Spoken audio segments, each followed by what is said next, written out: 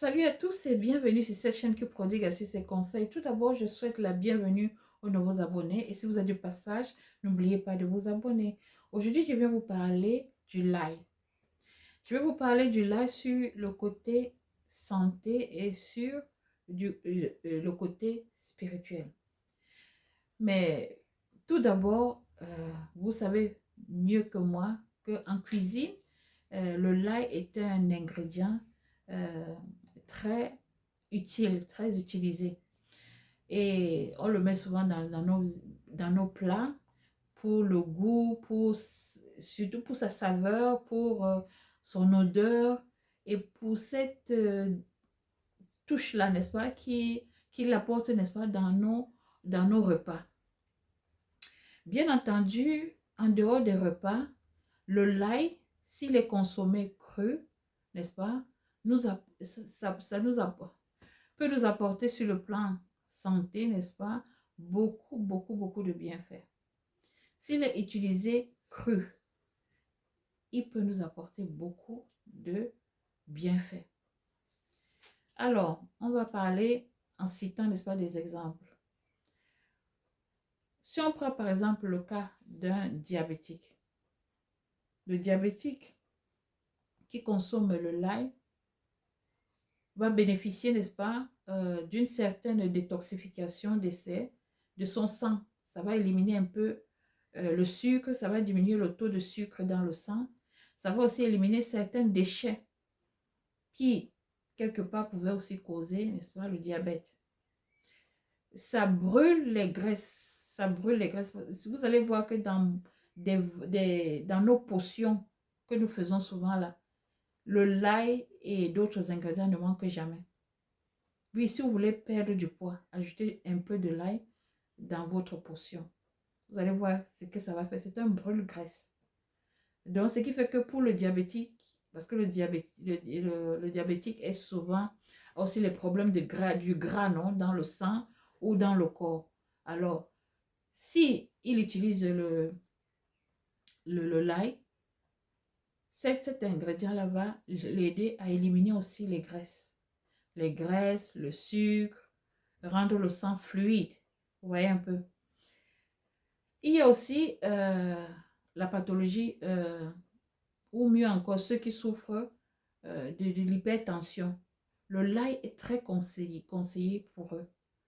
Pourquoi? Parce que quand un hypertendu mange du lait, le lait vient ici dans son corps baisser sa tension. Sa tension revient régularisée. Bien entendu, la tension qui se régularise, ce n'est pas pour toujours. S'il faut régulariser la tension avec le lait, il faut le manger pendant... euh, il faut le manger régulièrement durant la journée. Si vous voulez avoir ce résultat qui perdure tout au long de la journée, il faut manger ça régulièrement. Parce que si vous mangez le lait, par exemple, seulement le matin, ça va vous régulariser, ça va vous ramener votre tension à un certain, jusqu'à une certaine heure. Et après là, ça va, si vous mangez désordonné ou si vous mangez des aliments qui font augmenter la tension, votre tension va encore augmenter. Vous voyez un peu. Et il va falloir que vous mangez encore de nouveau le lait pour l'amener euh, au niveau normal, pour le stabiliser, pour stabiliser votre tension. Donc, le lait est très conseillé pour les hypertendus, pour ce motif-là. Pour le motif que ça régularise votre tension, ça élimine aussi certains ingrédients qui augmentent souvent la tension, tels que le sel, le sucre, certains minéraux qu'on trouve dans l'eau. Oui, parce qu'il y a des éléments minéraux là qui ne sont pas bons pour les hypertendus. C'est pour ça qu'il y a une eau spéciale que les hypertendus doivent boire. Oui, s'ils veulent être en santé, ils doivent boire ce genre d'eau-là. Parce que ce n'est pas tous les eaux qui sont bien pour la santé. L'eau est bon. L'eau est bien pour la santé. L'eau est conseillée pour qui veut être en santé, mais ce n'est pas tous les eaux qu'il faut boire. Il y a des eaux qu'il faut boire et il y a des eaux qu'il ne faut pas boire. Surtout si on est hyper tendu. Donc, le lait vient ici, pour ce cas-ci, n'est-ce pas, aider à éliminer ces éléments-là, ces minéraux-là. Alors, et il y a aussi ceux qui souffrent, par exemple, de circulation sanguine. Il y a d'autres qui ont souvent les pieds enflés là, parce que la circulation n'est pas bonne. Ou alors, parfois, c'est les caillots de sang qui se forment dans les veines ou dans le corps. Quand vous consommez le lait et que vous avez ce problème-là, vu que le lait a cette propriété de fluidifier, c'est-à-dire de rendre fluide le sang, ça va vous aider pour la circulation parce que ça va dissoudre ces cailloux-là. Ça va dissoudre, surtout si vous mangez une bonne quantité. Ne mangez pas seulement un. Mangez une bonne quantité, peut-être 3 gousses d'ail ou même 4 ou 5. Hein? Et je connais quelqu'un qui mangeait une poignée. Il faut vraiment avoir une dose de courage pour manger une poignée parce que c'est fort, c'est fort. L'odeur de ça, le goût de ça, et oui, le goût de ça n'est pas aussi agréable hein, quand on le mange surtout cru et en bonne quantité comme ça. Alors, je disais donc que pour ceux qui souffrent des caillots de sang qui se forment dans des caillots de sang qui se forment dans le corps, il est conseillé de manger du lait, de manger une bonne quantité pour avoir toujours ce sang fluide, ce sang liquide qui circule de façon facile, n'est-ce pas, dans le corps. Ça facilite la circulation sanguine, le lait. Donc, si vous avez un de ces problèmes-là, prenez le lait. Et puis, il y a beaucoup d'autres maladies qu'on ne pourra pas citer aujourd'hui, sinon la vidéo va être longue. En bref, sur le plan santé, le lait est très conseillé pour ses propriétés, car il renferme beaucoup de vertus. Maintenant, nous allons parler du côté spirituel. Du côté spirituel, le lait est aussi très prisé, très sollicité pour ses vertus, pour ses propriétés, pour ses qualités. Car, si vous ne le savez pas, le lait,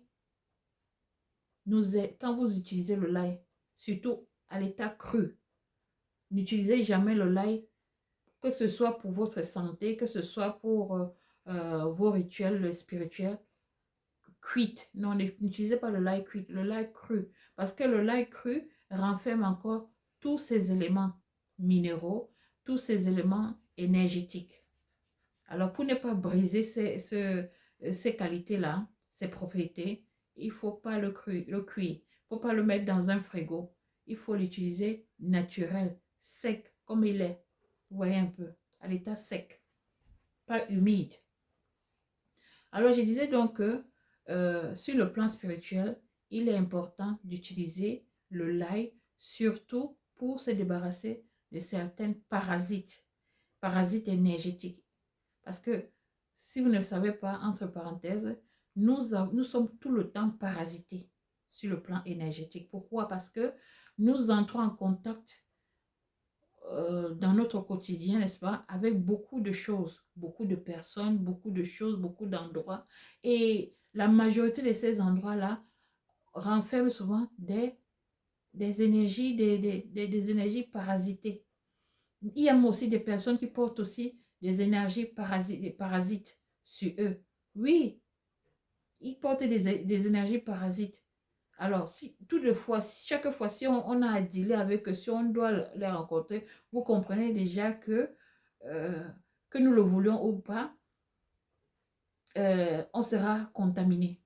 Alors, le lait, dans ce cas, vient, n'est-ce pas, pour nous nettoyer, en éloignant, n'est-ce pas, ces énergies-là, de manière naturelle, parce que le lait est une puissance sur le plan spirituel, parce que ça a cette force-là d'éloigner les entités. Ça a un peu les mêmes propriétés, presque les mêmes propriétés que le sel, le gros sel de mer. Oui, ça c'est...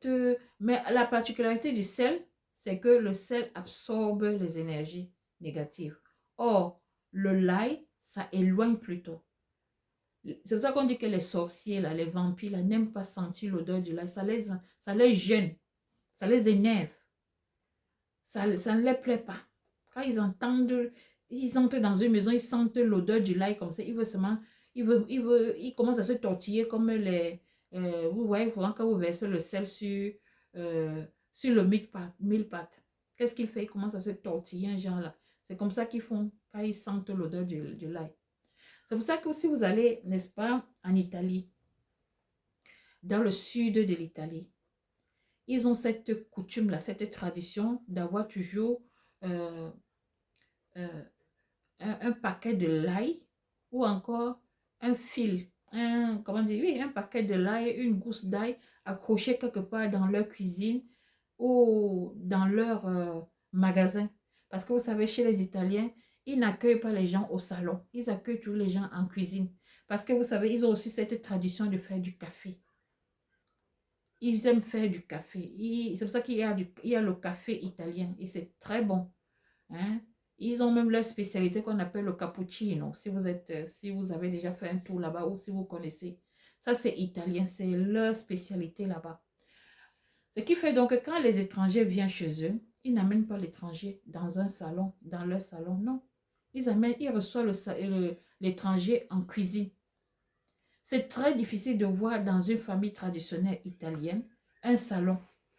Généralement, ils sont toujours à la cuisine parce que ils ont cette culture-là. Excusez-moi que je parle un peu d'eux parce que j'ai vécu longtemps là-bas et j'ai vécu vraiment très proche. C'était presque comme ma deuxième famille. L'Italie a été un peu comme ma deuxième famille parce que là-bas, je me suis sentie vraiment chez moi. Du moins, là où j'ai toujours, les endroits où j'ai fréquenté, où je suis allée, même vivre, j'ai été toujours accueillie comme si j'étais chez moi. Vous voyez un peu. C'est pour ça que je connais un peu beaucoup de choses là-bas. Alors, il disait que chez eux, ils utilisent beaucoup le l'ail. Parce que quand, si vous allez dans les interroger, ils vont vous parler de cette histoire. À moi aussi, ils m'ont raconté que à l'Antiquité, vous savez, l'Europe a vécu une période où il y avait les histoires de sorcellerie, de sorcières, des médiums, de tout ça là. Alors, il y avait trop de magie noire autour. Alors, beaucoup de familles, pour se protéger, pour se défendre, n'est-ce pas, des sortilèges, des sorcières, euh, des mauvais sorts. Alors, ils mettaient le l'ail. Ils avaient compris que le l'ail pouvait les répugner, pouvait les chasser, pouvait les éloigner. Et ils ont gardé cette tradition-là jusqu'à aujourd'hui.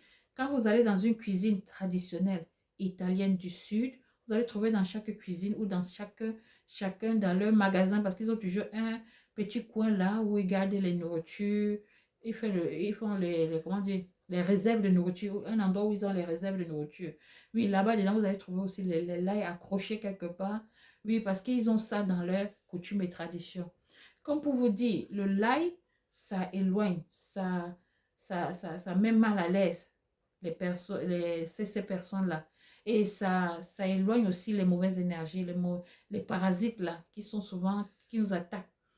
Et pour finir, je vais vous raconter une petite expérience que j'ai faite.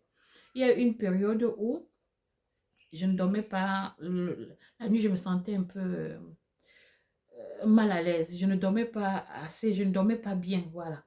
Je ne dormais pas bien parce que je me sentais mal à l'aise, fatiguée. Je ne savais même pas souvent ce que j'étais et ce qui se passait, quoi. La nuit, je me réveillais en sursaut avec des cauchemars et tout. Alors, ce que j'ai fait, j'avais fait cette période-là, était, j'ai mis un verre d'eau. J'avais mis un verre d'eau à côté de mon lit parce que ça fait du bien. Un verre d'eau ne couvrez pas. Vous achetez ou vous mettez un verre d'eau propre à côté de au chevet de votre lit et vous dormez parce que cette eau-là, ça absorbe aussi les énergies. C'est ce qu'on dit, mais ça fait vraiment son travail. Mais cette période-là, je faisais ça, mais ça m'aidait, mais ça m'aidait pas beaucoup. C'est pour cela que vous allez remarquer que quand vous allez souvent faire vos nettoyages énergétiques, là, on vous met beaucoup d'éléments tels que les plantes, les bougies, vous voyez, parce que l'ensemble de tous ces éléments-là fait que le travail soit proprement fait. Parce qu'il y a des énergies, il y a des parasites énergétiques qui ne partent pas seulement avec l'utilisation d'un ingrédient. Alors, pour mon cas ici, j'ai continué à utiliser mon verre d'eau au chevet de mon lit, associé à ça, la gousse d'ail. que je mettais au-dessus de mon oreiller. Je vous assure que le jour que j'avais mis la gousse d'ail dans mon oreiller et je me suis endormie. Le jour-là, j'ai dormi jusqu'à oublier mon heure pour me réveiller. Pourtant, le réveil avait sonné. Je n'ai pas entendu. Et je m'étais levée vraiment avec une certaine légèreté. Je me sentais légère parce que j'avais bien dormi de façon profonde et bien. C'était un sommeil réparateur que j'avais fait cette nuit-là. Et puis les nuits qui ont suivi, je dormais toujours bien. Parce qu'il y avait du lait avec mon verre d'eau que je mets toujours au chevet de mon lit pour dormir. Je ne bois pas cette eau-là. Le matin, je le vide, je nettoie mon verre. Et puis la nuit suivante, je remets l'eau et je mets là. Avec ma la gousse d'ail dans mon oreiller. Et ça me fait bien dormir, je vous assure. Ça fait dormir bien, paisiblement. Essayez, vous allez voir quelle astuce là marche. Complétez avec un verre d'eau. C'est-à-dire, vous mettez un verre d'eau, n'est-ce pas, au chevet de votre lit. Et vous cherchez, vous trouvez aussi, vous mettez aussi une gousse d'ail dans votre oreiller. Et vous vous couchez. Vous allez voir, vous allez dormir vraiment. Et vous sentir relax. L'autre absorbe les énergies. L'eau absorbe les énergies. Tandis que le lait fait sortir de votre corps ces parasites-là. C'est ça que le matin, quand vous vous levez, il faut aérer la chambre, c'est-à-dire ouvrir les fenêtres pour que les énergies s'en vont. Vous voyez, non, les énergies que votre corps a dégagées, n'est-ce pas, sortent, s'en va. Vous voyez un peu. Il faut toujours ouvrir les portes et les fenêtres quand vous vous levez le matin pour que ces énergies-là s'en vont. Et puis après quelques minutes, vous fermez les fenêtres. Hein? Surtout s'il fait froid, vous pouvez fermer vos fenêtres après. Vous voyez un peu. Ça, ce sont des astuces qui marchent copieusement bien. Oui, parce que j'ai expérimenté. J'ai vu aussi des gens qui ont expérimenté et qui ont témoigné. Donc, la chose marche. Essayez, surtout si vous avez des problèmes, vous vivez les nuits tourmentées, vous ne vous sentez pas bien, vous avez toujours l'impression que votre corps pèse beaucoup quand vous vous levez le matin, malgré une nuit de sommeil. Alors, utilisez ces astuces-là. Le verre d'eau au chevet de votre lit avec une gousse d'ail sur votre oreiller. Vous allez voir. Dit ceci, portez-vous bien. Merci de vous abonner. Merci. Et surtout, partagez. Je vous aime. À plus.